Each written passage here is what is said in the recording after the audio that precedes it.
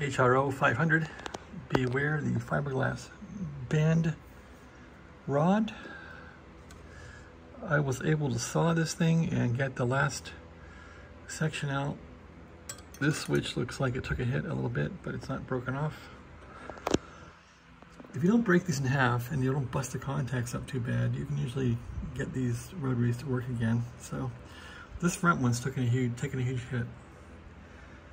And in cutting this fiberglass rod, it goes swollen and you can't get it out. So my last effort is to get out this front piece and hopefully rebuild this little switch here. It hasn't cracked, but the contacts are pretty bent up. And the wafer got tortured a little bit because I put too much pressure on it. Anyway, this fiberglass is a nightmare. So this will be going in. I'm just gonna cut it. Hopefully it'll go in. So, man, I don't recommend this to anybody. This is like how to destroy your radio. They had some kind of glue or muck, or this fiberglass expands. I'm not sure, but it sure didn't track right, so I wanted to get it gone. Anyway,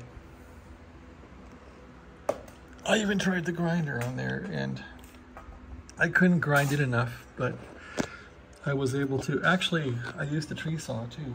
This saw here, this little saw from Vancouver, Canada, a prize cut Banco saw. This thing is excellent for hacking through that fiberglass. I just and was able to get this part here cut, I think, and can get this piece out. Anyway, so that's free, that's free, that's free, that's free. I just got to get this last one out. This last one is for the HF oscillator, which I've been having trouble with anyway, so. No, actually, I think I had this one working.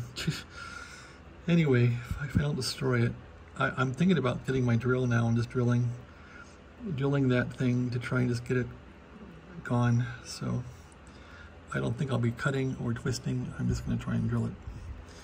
All right, that's where I'm at. This is a nightmare. Thanks for watching. Have a great day.